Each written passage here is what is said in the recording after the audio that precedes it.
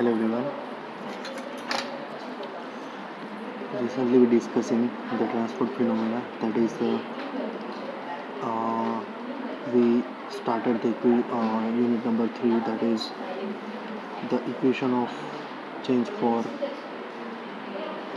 isothermal system, and this will be the equation for continuity.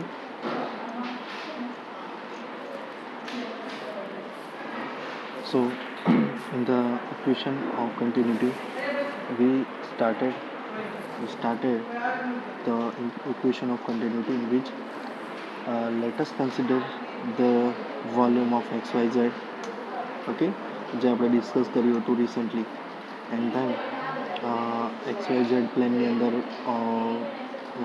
જે direction છે x Y અને Z, તે ડાયરેક્શનની અંદર રેટ ઓફ માસ ઇન અને માસ આઉટ થાય છે. Okay, rate of mass in and out થાય છે. ફ્લુઇડની વિસ્કોસિટી મ્યુ છે, પછી ફ્લુઇડની ડાયરેક્શન છે એ છે એક્સ વાય અને ઝેડ, અને ફ્લુઇડ માસ ટ્રાન્સફર થાય છે ઇન થાય છે એક્સ પોઈન્ટ પર અને ડેલ્ટા એક્સ જેટલી થિકનેસ પર આઉટ થાય છે.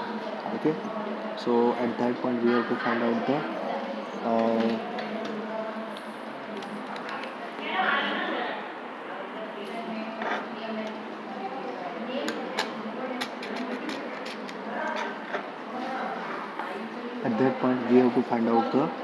mass balance. Okay, so rate of mass in minus rate of mass out equal to rate of increasing mass. Okay, તો હવે જે રેટ ઓફ માસ ઇન છે, બરાબર, એ ઓનલી કઈ કન્સિડર કરવાનું છે? એક્સ વાય અને ઝેડ ડાયરેક્શનની અંદર કન્સિડર કરવાનું છે. So here it is are સૌથી પહેલાં રેટ ઓફ માસ ઇન, બરાબર, તો એ થશે એક્સ પ્લેનની અંદર શું થશે? Rho V x at x, અને એક્સ ટર્મ લઈએ છે તો એની સિવાયના જે પેરામીટર્સ છે એટલે કે ડેલ્ટા વાય અને ડેલ્ટા ઝેડ, બરાબર, આ ઇન થશે. અને સેમ એઝ ઇટ ઇઝ શું થશે? આઉટ થશે. તો શું થશે? Rate of momentum out, rate of mass out. તો એના માટે શું થશે? Rate of mass out it is given by this equation of rho vx at x plus delta x. Okay, અને એની સિવાયના બીજા પેરામીટર ડેલ્ટા વાય અને ડેલ્ટા ઝેડ. આ શાના માટે લઈએ છીએ આપણે? ઓનલી ફોર એક્સ માટે. તો similar for the y direction, rate of mass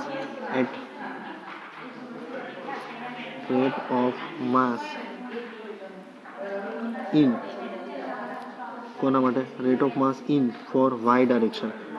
તો વાય માટે આપણે લઈએ તો શું થશે?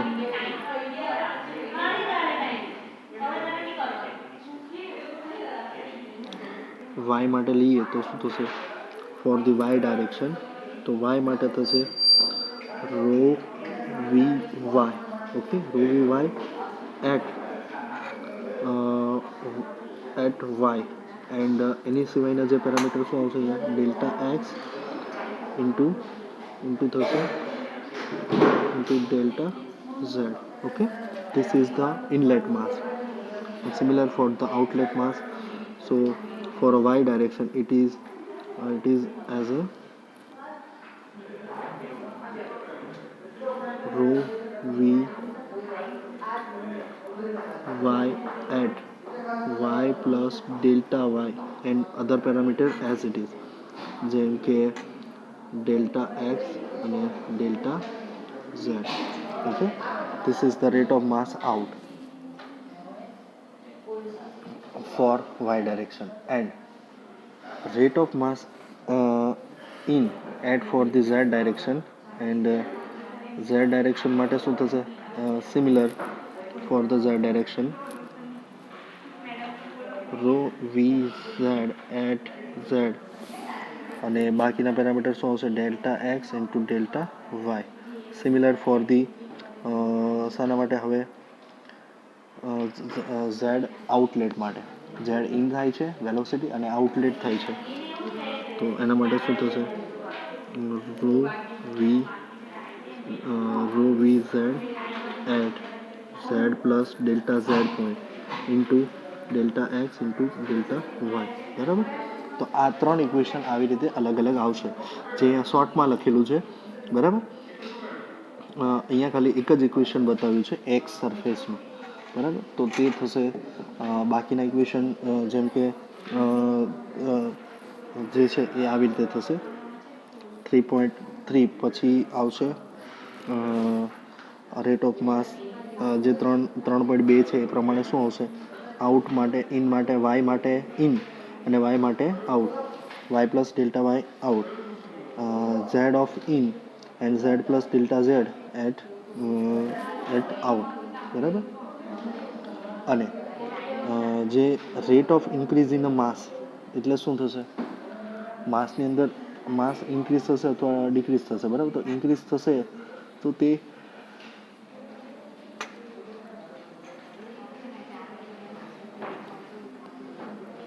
તેવી કન્ડિશનની અંદર શું થશે? Volume rate of change of density શું થશે? ઇટ ઇક્વલ ટુ, એનો મતલબ શું થાય છે?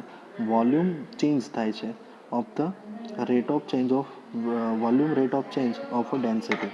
ઓકે. તો તેને કઈ રીતે લખાશે? તો કોના માટે ચેન્જ થાય છે? તો એક્સ, વાય અને ઝેડ. બરાબર.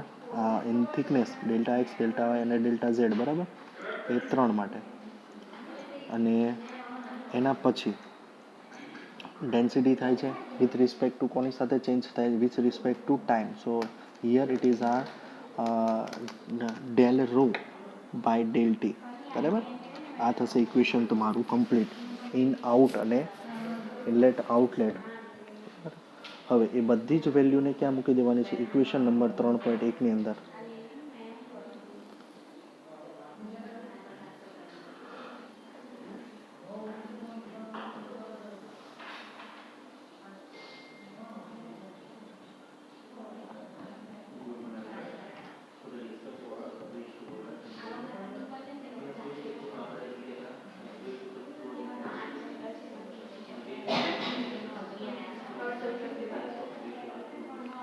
સો એ બધા જ ઇક્વેશન આપણે મૂકીએ તો શું થશે? જુઓ, this is the equaling side which is delta x Y Z, જે રેટ ઓફ ચેન્જ ઓફ જે છે. બરાબર. અહીંયા આપણે હમણાં જોયું કે rate of change of mass, rate of increase in a mass. બરાબર. અથવા તો volume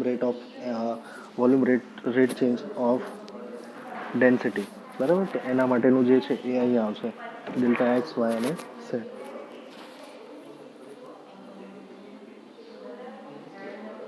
so rate of change of mass is equal two, તો શું થશે એની જગ્યા પર? ડેલ્ટા એક્સ વાય ઝેડ અને del rho by del t equal to rate of mass in for x plus rate of mass in for y and rate of mass in for Z.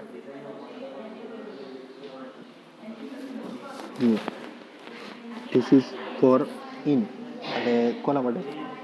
X માટે. X coordinate છે તો એની સિવાયના Y અને Z. હવે Y માટે, અને Y માટે તો એક્સ, વાય સિવાયના એક્સ અને ઝેડ. અને ઝેડ માટે તો ઝેડ માટે ઝેડ સિવાયના એક્સ અને વાય. ઓકે. હવે જુઓ, આ જે આપણે જે જોયું. બરાબર. કે આપણે એક ન્યૂટન્સ લો પ્રમાણે એક ઇક્વેશન જોયું હતું કે જ્યારે પણ શું કરીએ છીએ કે ઇક્વેશનની અંદરથી એક માઇનસ રિમૂવ લઈ લઈએ, માઇનસ લઈ 3.5માંથી માઇનસ કોમન લઈ લઈએ. બરાબર. અને એ ઇક્વેશનને છે ને વડે ડેલ્ટા એક્સ વાય અને ઝેડ વડે ડિવાઈડ કરવાનું છે. ડેલ્ટા એક્સ વાય અને ઝેડ વડે ડિવાઈડ કરવાની અને limit x tends to 0, y tends to and z tends to 0 આપણે આમાં અપ્લાય કરવાની છે. જેમ કે ફર્સ્ટ ઇક્વેશન છે. બરાબર. તો એ ઇક્વેશનને ફર્સ્ટ ઇક્વેશન આ રહ્યું. બરાબર. ફર્સ્ટ પોર્શનને એક્સ વાય અને ઝેડ વડે ડિવાઈડ કરવાનું છે. ડેલ્ટા એક્સ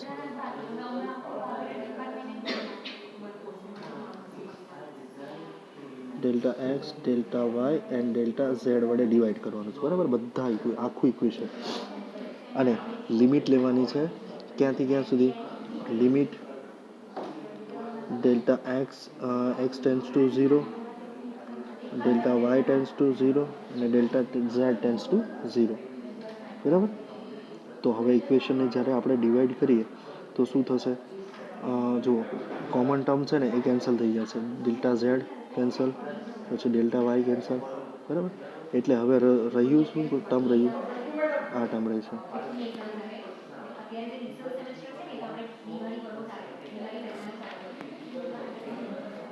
તો એ ઇક્વેશનની અંદર જોઈ શકીએ છીએ કે rho V x minus rho V x at x plus delta x અને ડિવાઈડ બાય ડેલ્ટા એક્સ. તો જ્યારે પણ આ રીતે ઇક્વેશન હોય ને ત્યારે આપણે શું લખી શકીએ છીએ? રો વી એક્સ લખી શકીએ છીએ બાય ડેલ એક્સ. જુઓ, આપણે આ ઇક્વેશનમાંથી માઇનસ કોમન લઈ લઈએ તો શું લખાશે? જે પાછળનું ટર્મ છે એ આગળ આવી જશે, રો વી X upon X plus delta X, બરાબર. અને માઇનસ શું થશે? Rho V x at X, આવું થશે, બરાબર. અને આપણે માઇનસ કોમન લીધો અને છેદમાં ડેલ્ટા એક્સ છે, તો એની જગ્યા પર શું લખી શકાય? એની જગ્યા પર આપણે રો વી એક્સ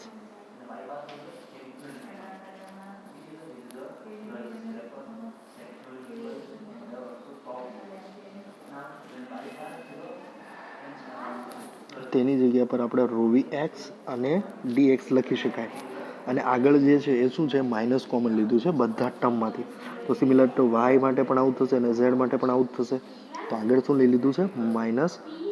માઇનસ કોમન લીધું છે. સો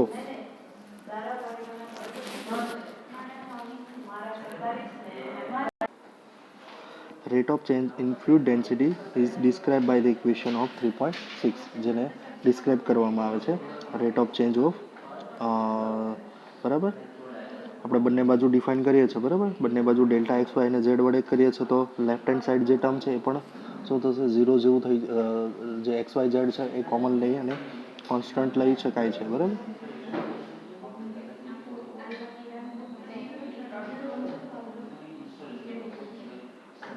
Now,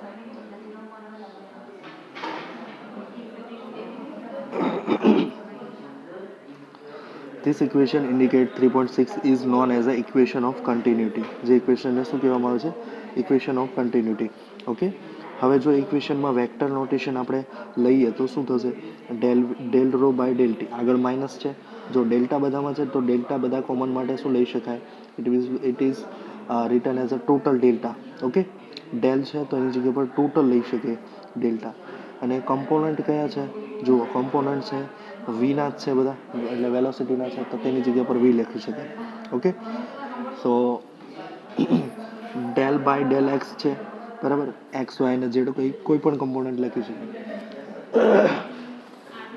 તો એ થશે del rho V x, del rho V y and del rho v z, બરાબર. તો આ રીતે લખી શકાય છે.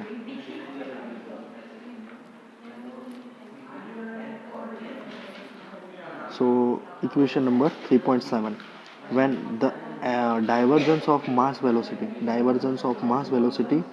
where vector tau v and rho, એટલે કે રો વી અને રો જે છે, બરાબર, rho v and t is change with respect to time. જે ટાઈમ સાથે જો ચેન્જ થાય